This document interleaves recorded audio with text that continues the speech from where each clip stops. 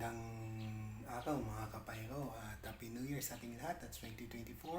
Alam naman natin na marami na tayong mga stash at mga nabibili na ngayon malapit na ang bagong taon. Ngayon, may bibigyan akong tips para sa mga mamimili pa ngayong bagong taon na malapit na ang New Year kung paano natin maiiwasan yung mga cakes natin na malo-low break, okay?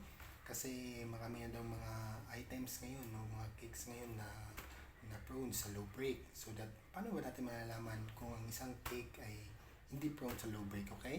Mas mabuti ng kilatisin natin ng isang fireworks bago natin bilhin, okay? Kasi mas mahal na ngayon ang mga firework cakes.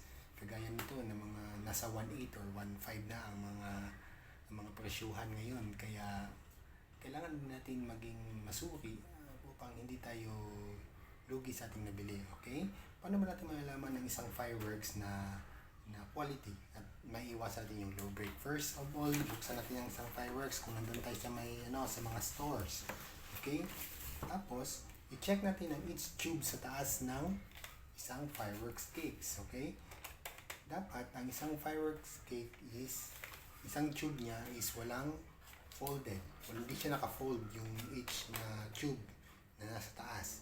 Kasi ang tendency nun, pag putok ng isang comet sa loob ng isang tube, pag folded ito, o nabingkok itong tube na ito, o naka-fold siya, may tendency na yung comet sa loob masasabit.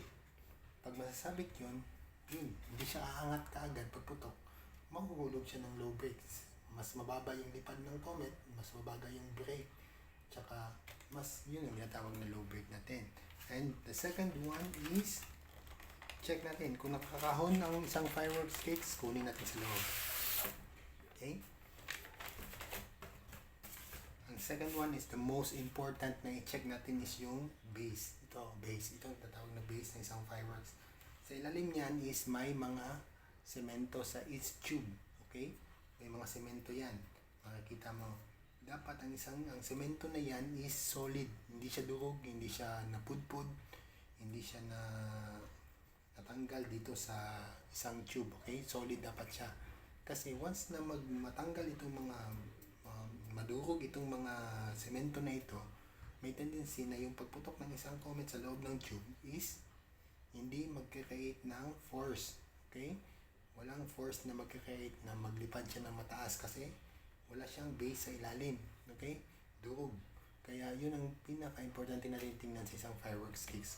Kung hindi naman siya nakakahon, yung nakabalot lang siya ng like this lang, na nakatago ito sa babae, i-turn side natin yung cake. Pag makamdaman nyo na may buhangin na nahuhulog, or hawakin nyo, kapain nyo, pag may buhangin na nahuhulog, may tendency na yung mga semento sa loob is broken na. So, mas better na sabihan nyo na lang mag-change product kayo or wag nyo na lang pong bilhin kasi baka may tendency na low break po yun ang mangyayari, okay? Or either mag-collapse yung ating fireworks cakes. Kaya yun, tips lang po para sa magbili ng mga fireworks, okay? Fireworks cakes. Alam na ng mga 16 shots. Doon pa natin yung mga low break eh. Kaya maging wise po tayo sa pagbili ng isang fireworks, okay? Doon tayo sa mga quality, tsaka para maging maligaya yung ating bagong taon. Happy New Year po sa lahat at sana nakatulong po ang video ko na ito sa inyo at para maiwasan natin ang isang low break sa isang fireworks cakes, okay? Happy New Year po. Thank you.